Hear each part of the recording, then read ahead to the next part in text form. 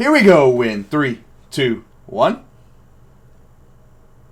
What is up, folks? Welcome back to the Vol Talk podcast. I'm Blake. That's my brother Austin. And today, Austin, we are talking about the Tennessee Volunteer basketball team. We've officially made the transition to basketball season.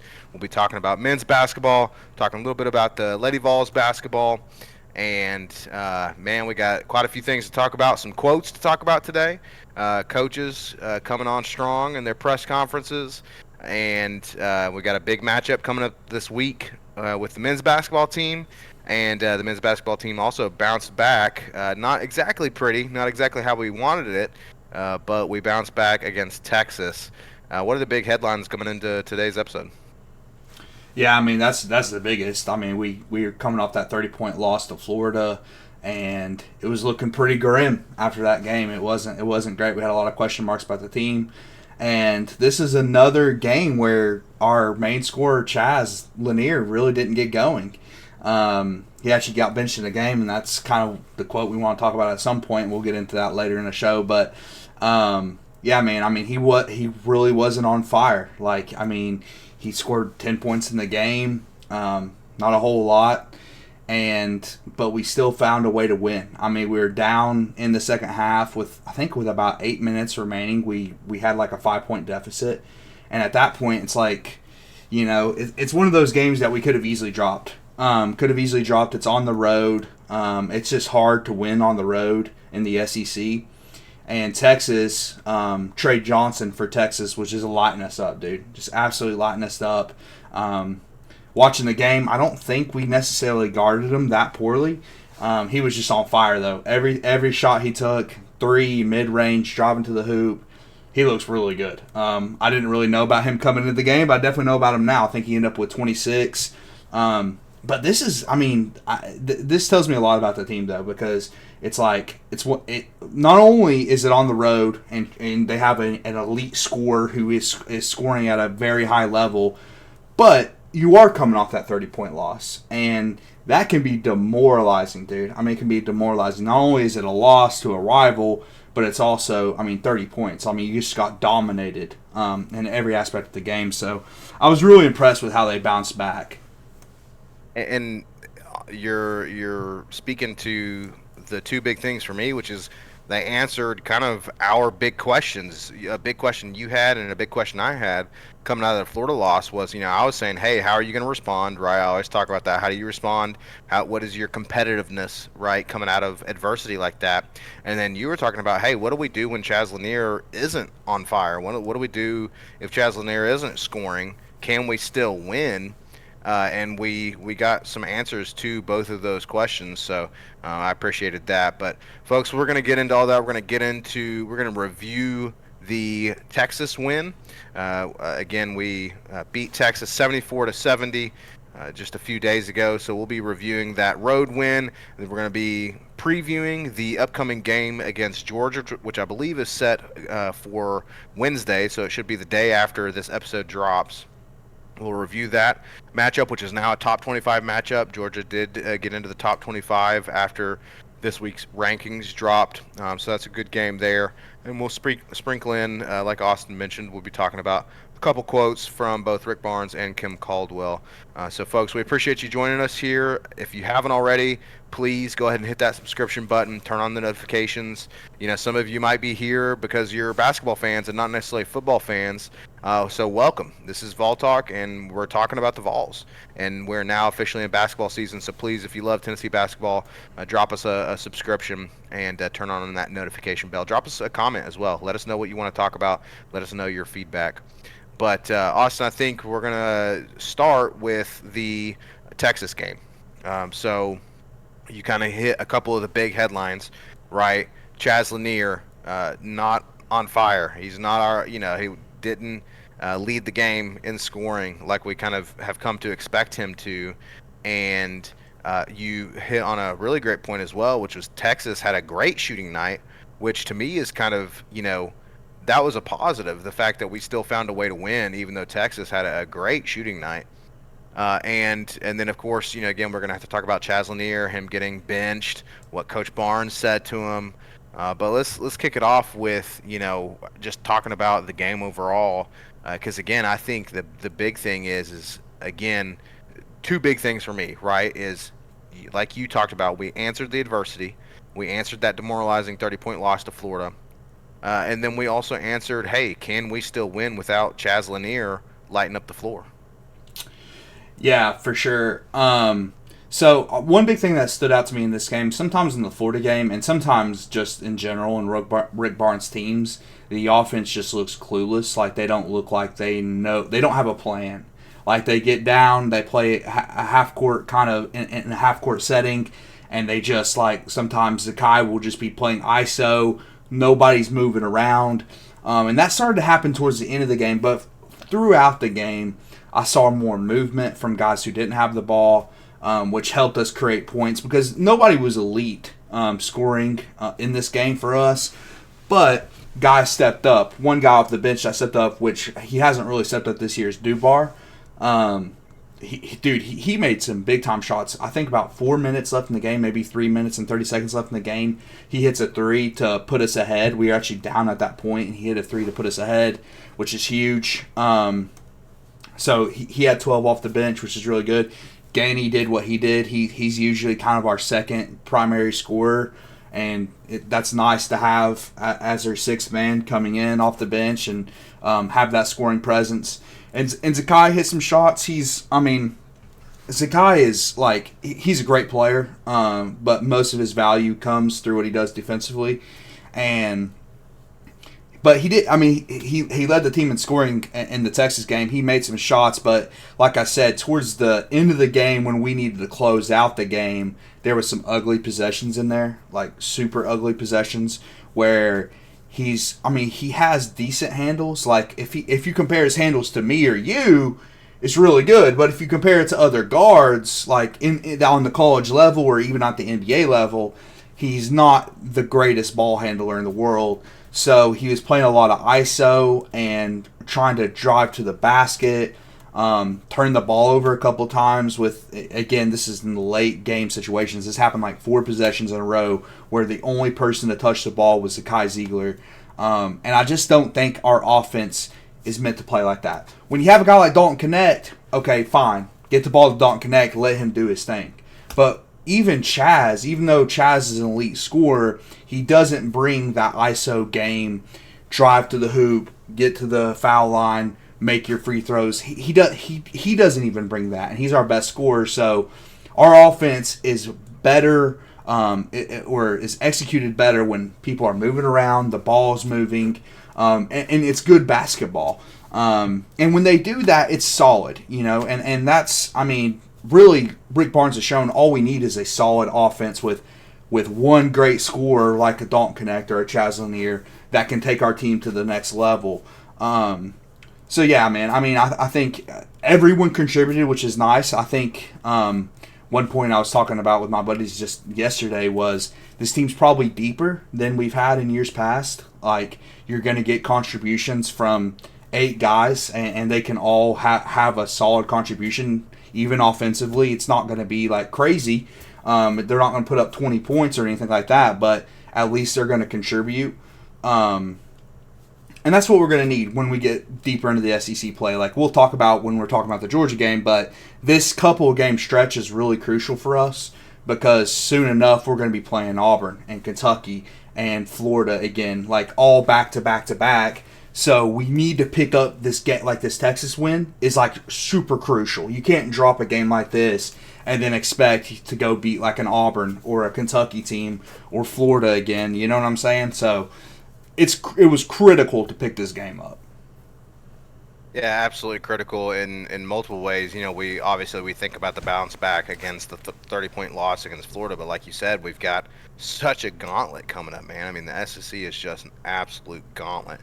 And so you got to win the games that you're supposed to win, including on the road against Texas. Shout out to Coach Barnes. He returned to his old stomping grounds. We talked about that.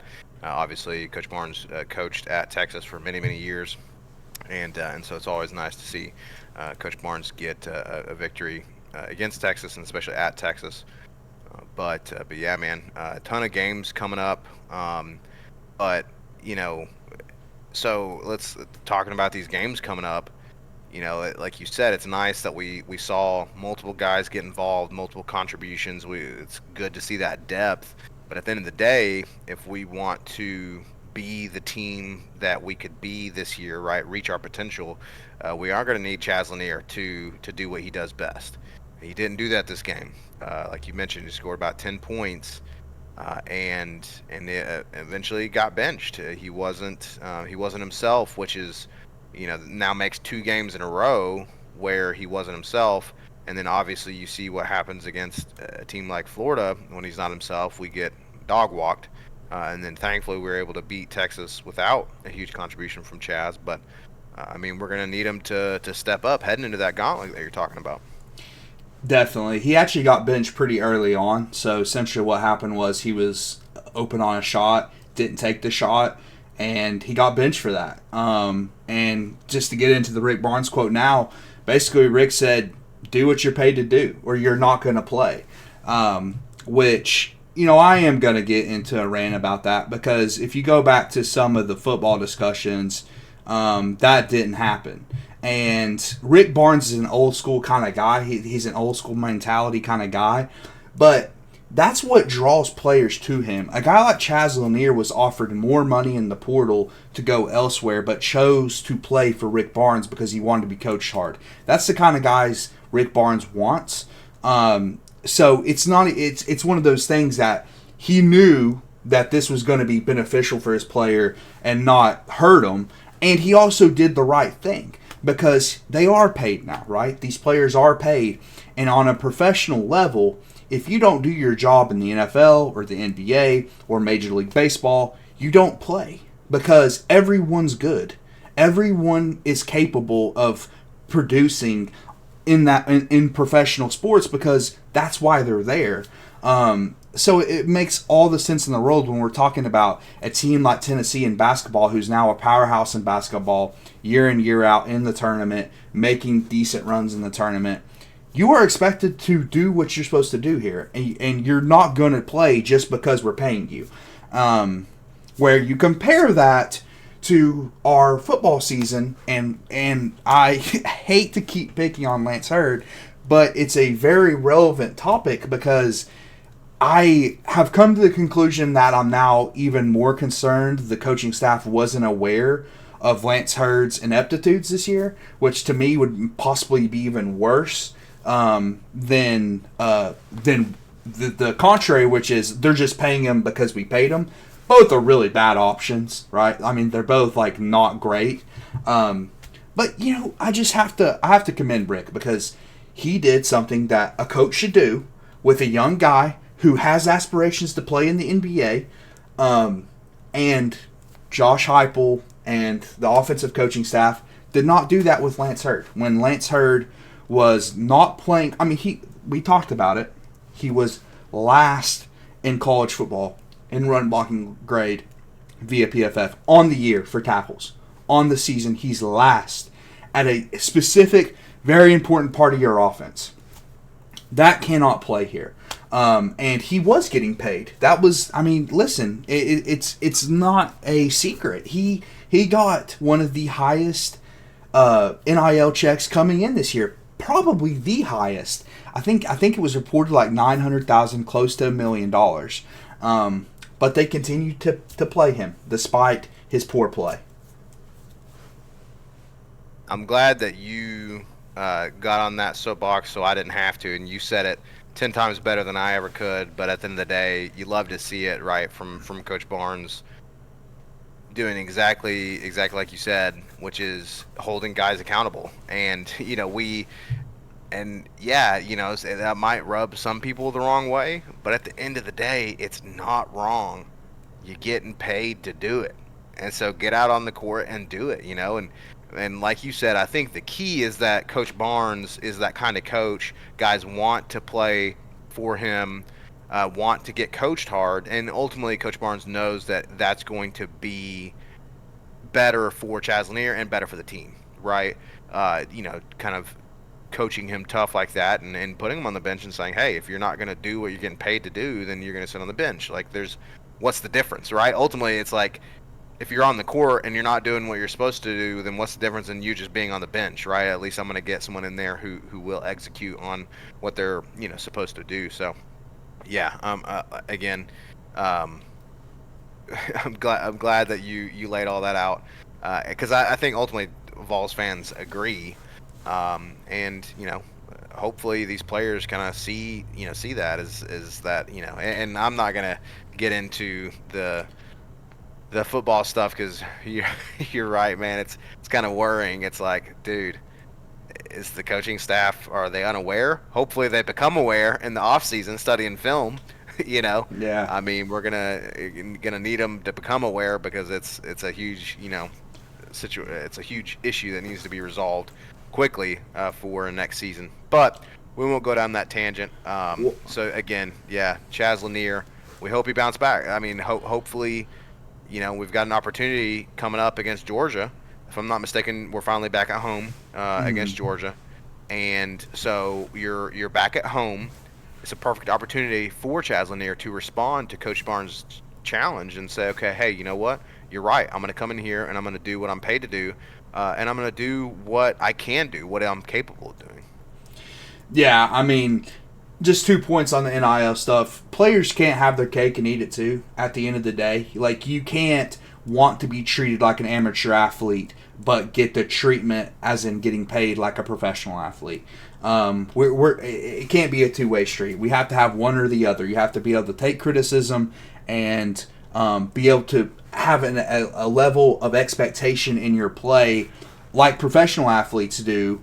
And you can't, I mean, and get paid for it. That's the deal. You get paid for it, so that's now the expectation. And then two, with Chaz, some people might see that as like a confidence, like ripping his confidence down. I think it's the opposite. I mean, he got upset with him for not shooting, right? He didn't get upset with him for missing a shot. Like, there's a difference because listen, Rick Barnes knows way better than we do. That's basketball. Sometimes the shot doesn't fall, and that's the kind of slump he's in right now. That's the kind of slump Chaz Lanier's in right now. That's okay. What he's upset about is not taking the shot because Barnes also knows he will get hot again, right? This is what he does. He's an elite three-point shooter, so it's just a slump. He needs to shoot through it. So I think that can be a confidence booster. I mean, your coach just wants you to shoot because that's what you're here to do. I mean, shoot the ball. He believes in you enough to say, believes in you. Yeah, exactly. He believes in you to say, okay, I don't care. I don't care what the circumstances are. I don't care if you've missed 10 shots in a row. I don't care if you've missed 15 threes in a row. Keep shooting it. So I think that can be a confidence booster. And yeah, he does have an opportunity to bounce back against Georgia. But the biggest thing is the team needs to continue to win. And just kind of back to the Texas game, I'm thankful that the team found a way to win when your elite scorer isn't putting up elite numbers. Because at the end of the day, we can't expect them to drop 20 to 30 every game in March. Like, there's going to have to be a game like this, and it tells us that you're capable of winning a game like this where no one is necessarily elite on the offensive side of the ball. So it's definitely good to see. Yeah, very encouraging from the player's perspective and also from the coaching perspective, right? We talked about that last episode of, hey, what's the scheme for when Chaz, isn't draining those threes, isn't, hitting his shots, what is the scheme for, when we need to win like that? And we saw that. We saw the players execute and we saw the coaching staff execute. So love to see that. Love to see, again, it wasn't exactly what we like to see. We've become accustomed this season to winning every game by 10, 15, 20 points plus. And so obviously you'd like to see that, but at the end of the day, we're on to SEC play. We're on the road against Texas, who, again, I got to keep bringing this up. Texas had a great shooting night. Like you mentioned, a couple players are real hot for Texas, and we found a way to win anyway. And so we're happy with that. Always happy with the W. But like you said, we got to continue. Got to keep these W's coming because at the end of the day, we're still, like we've talked about, we're still going to drop a couple more this season to an Auburn, to Kentucky. We're gonna drop a few here and there. And so in order to position ourselves the best we can come seeding time. We need to keep breaking in those W's, and so that brings us to Georgia coming up this week. We've got a Georgia team who's dropped their 14-2, I believe, and so they cracked the top 25 this week. They're number 23. And so, again, yet another test in the SEC where this is not going to necessarily be an easy game. Definitely not. And that kind of takes me back to what you're saying about like us. I mean, definitely, I would love to win every game by 30, but basketball is so much different in football and with as far as the margin of victory. Because in basketball, that's why you see these big upsets in March, dude. That's why you see 16 seeds or 15 seeds end up winning games. It's so much different. I mean, if you couldn't have the NCAA tournament in football because a 16 seed would get absolutely demolished every single time, like 99.99% of the time. It's not like that in basketball because listen, if your shots are falling, it doesn't matter. Like I mean, it's hard to guard when a dude's on fire hitting from three. Like that's, I mean, at the end of the day, if you're still playing good defense and he's hitting him, you can't do anything about it. So that's what makes basketball so much more unique. So I mean, really, the win is so crucial. Like the margin doesn't matter as much in basketball, I would say. Like if the football team only wins by like 7 against a team that we should beat, that we're better, it's like, okay, this is kind of worrisome. Like when we only beat Florida by a little bit, that's okay. Like this might be a problem going forward. But yeah, dude, I mean Georgia is a tough team. I mean they just beat Kentucky at home and also Oklahoma. Those are two other ranked SEC teams. Like that goes to your point with it being a gauntlet this year. Like you have to take care of this game, especially since we're in Thompson Bowling. Like, this is a game that we have to come out on top then. I feel like if we want the 1 seed, like when we say we have to do something, we want a 1 seed. Like, that's something we haven't been able to do here. I think, being ranked number 1 in the country until we just fell back to 6, that should be the expectation this year. If not that, at least a 2 seed like we were last year. And that's not going to happen if we don't win a game like this at home against Georgia, because again, going on the road in the SEC is really tough. So this should be a game that's pretty tough for Georgia. And yeah, I would like to see Chaz bounce back a little bit and be more confident, because we're going to need him to be confident. Like that's one thing that I really never had to question with Dalton Connect was his confidence. He was always extremely confident, and I would like to see him develop his game more. I would. Another thing I'd like to see is Dubar still contribute off the bench. Like that's a guy that really stood out in the Texas game to me. Looked really good off the bench, and I mean we just need more insurance if Chaz Lanier's threes aren't going down, right? We need more insurance, especially offensively, because I mean defensively, I don't have a lot of analysis defensively because they always play so hard. Like they always are playing really hard on the defensive side of the ball and are honestly good. Like they were still good against Texas, even though Trey Johnson got extremely hot. So I expect them to be good against Georgia defensively. And as far as Georgia is concerned, I don't know a whole lot about Georgia, but I did a little bit of research. It doesn't seem like they are like really excel in any one area. They're just like really solid across the board, like 3-point shooting, rebounding, things like that. They're just solid across the board.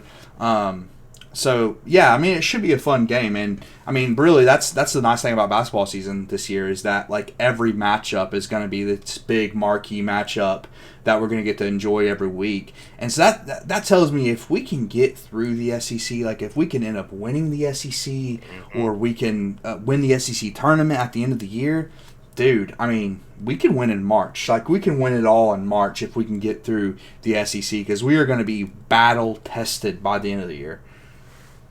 It's you're hitting the nail on the head. Exactly what I was about to say is it's funny enough. It's almost like ironically the SEC in football this year kind of dropped the ball, right? Whereas we've been dominant in the past, was not as dominant this year. But now in SEC basketball, it has become a situation like it used to be in SEC football, where it was basically like, hey, if you get to the SEC championship, let alone win it, it's a pretty good chance that you're going to be making the national championship and that you are probably the best team in the country. Same can be said now, again, in SEC basketball, where it's like you said, if we get through this gauntlet and can, get the SC regular season title, or make a run in the SC tournament, then you're essentially showing that, hey, you're one of the best, if not the best team in the country. And so, yeah, we're really going to see what we're made of as we go through this gauntlet, and prepare for the tournament. And it's going to be tough. It's going to be tougher than it has been in years past to get the SEC regular season title, and the tournament title, and or the tournament title. But if we can make a good show, and even win one or both of those titles, then man, it's like there's no reason why this team can't finally be the Rick Barnes team that breaks into the Elite Eight, Final Four, and makes a run for the national championship. Yeah, I would love to just make the Final Four, dude. One thing on Twitter, which, golly, one of my New Year's resolutions need to be to spend less time on Twitter. But, I mean, we're trolled constantly for never making a Final Four. If we could just get that monkey off our back and finally make a Final Four run, that would be fantastic. Now, last year, we are always going to look at last year as that year that got away, right? We had to play Foul Ming and all that, and try to get through Edie, and it was a mess. Like it was an unfortunate draw to get Purdue in the Elite Eight. It was unfortunate to be in their bracket. It was even more unfortunate how that game played out. Should have made it last year to the Final Four, but whatever. We have an opportunity this year. We really don't know yet. Like that's the interesting thing about basketball. Like we were 1 week, 6 the next. Like we won't know anything about basketball until the end of the year. Like that's how much it fluctuates. They'll probably early. be, yeah, exactly. It's so early. There's going to end up probably being 3, 4, 5 different teams be number one in the country, unless Auburn just goes on some historic run. So yeah, I mean it's going to be fascinating how it plays out. But it starts this week with Georgia. Hopefully we can get the win there and see how it plays out, because like we have Georgia at TBA, and then we have at Vanderbilt, and then we get into the rough part of the schedule. And Georgia's no cakewalk. I mean, Texas isn't a cakewalk. So, but yeah, I mean, if we can get past Georgia, win against Vanderbilt, then we'll have some momentum going into these insane matchups, like Kentucky, Auburn, teams like that. Again, absolute gauntlet. But even if you drop one, if you can get through that gauntlet with just one loss, if you just drop one and still make a run through that gauntlet, then you're in a good position. But man, it's you kind of spark something in me when you talk about Dalton Connect, the year that got away last year. If not for one fluky game, it kind of makes me think about 1997 Peyton Manning. Man, should have been the year that we got to the national, or that we claimed and won the national championship. But then the following year, with a new quarterback, we shocked the world. Good point. Got to the first BCS national championship and won it. And so, could we see a mirror in basketball where we had the chosen one, Dalton Connect, don't quite get there because of a fluky game, but then lo and behold, we got a new elite scorer in Chaz Lanier, and we shock the world, and we go on to win a national championship. You'd love to see it. Definitely.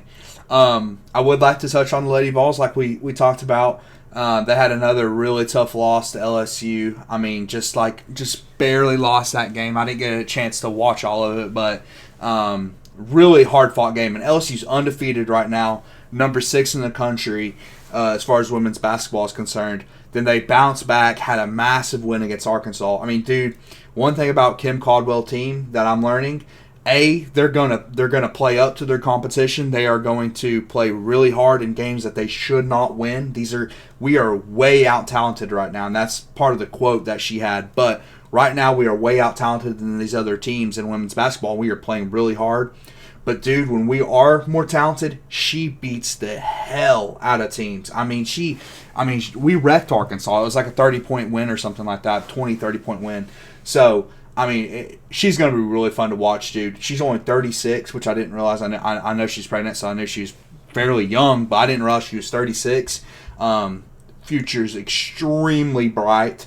The quote that she had, which was awesome, because I mean, fans are keep saying, "Oh, wait until she gets her talent in," and then the media said something like that to her, and it triggered her a little bit. And she said she got a little offended when people say you have time to rebuild with these seniors that aren't your players, and then she said they are my players, and dude, I mean that has to resonate with a player, right? Because these are players that she did not recruit. She did not bring these players here.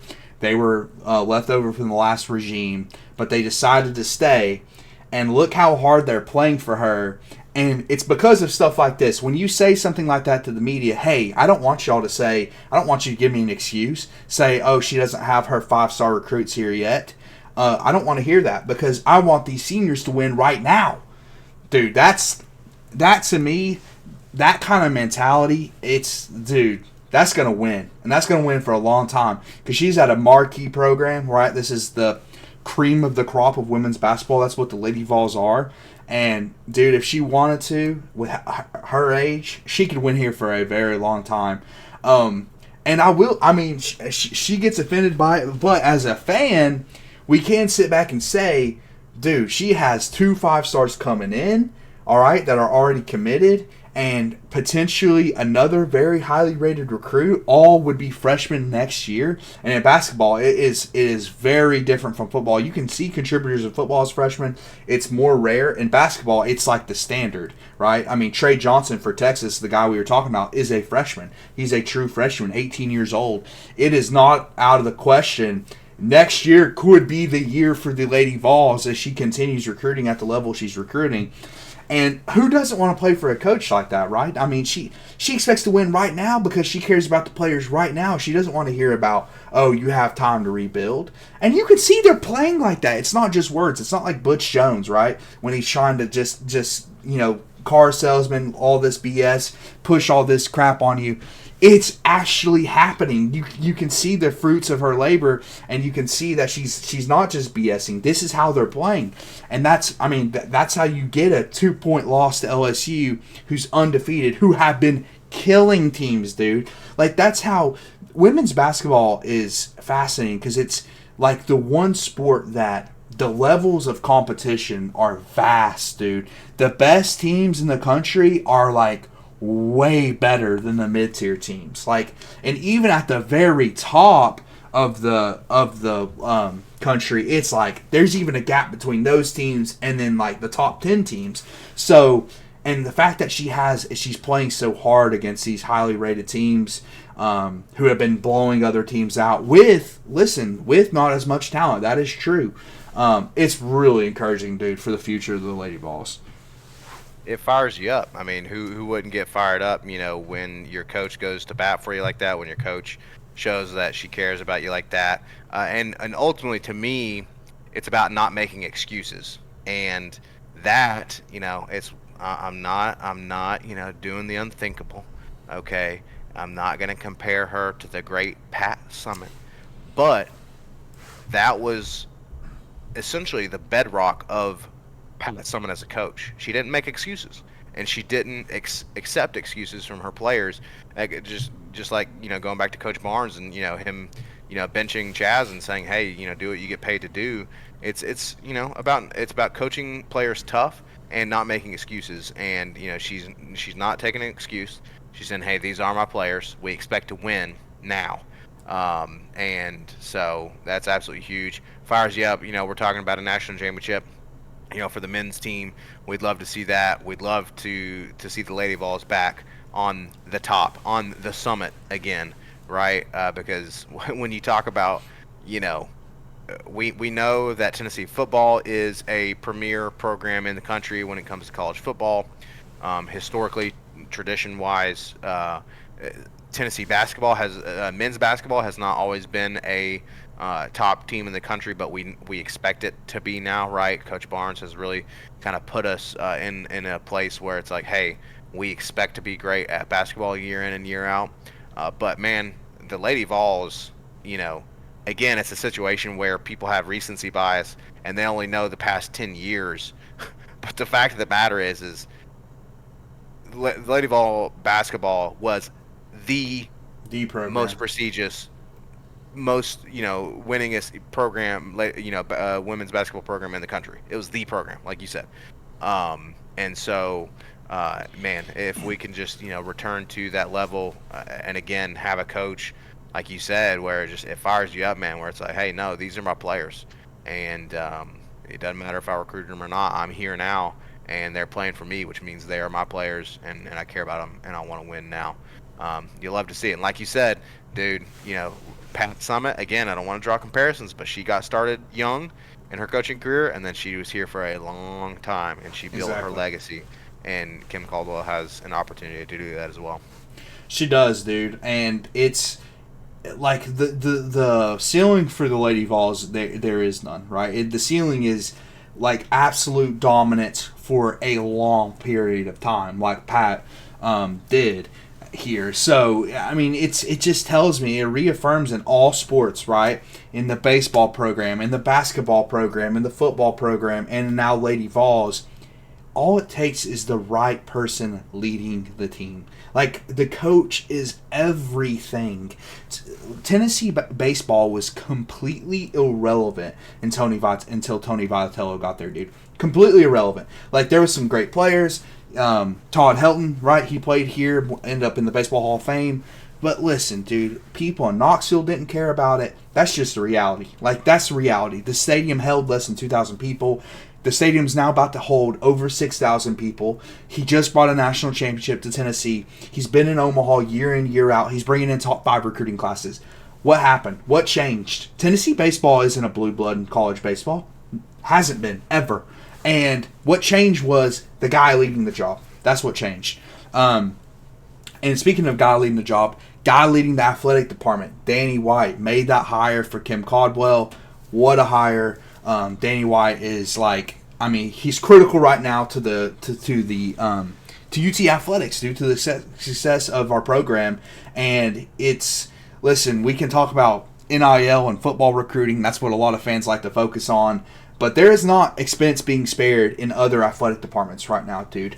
I mean, you see it with the Lady Vols, with how they're recruiting. Dude, they have them Lady Vols like posing with Lamborghinis and crap like that. Like, they are not sparing expense. And I love it, dude. I love it because I know Tennessee has that ceiling, and I know that they are capable of this, and they have the money. And we should be back on top, especially in women's basketball, because we are blue blood in women's basketball, as you said, not just a blue blood, top 2 program in women's basketball, and really we probably number 1. Let's be honest. So yeah, man, I expect Kim Caldwell to get him back to the top, dude. I really do, which is exciting. I mean, it's exciting to have success. I mean, again, I mean, our favorite sport's football, so we focus on football. And listen, there is some uncertainty right now in football, but dude, everything else is just cooking, right? It's just cooking. Like Rick Barnes, Rick Barnes is the man, and then Tony V. I wanted to shout out the baseball team.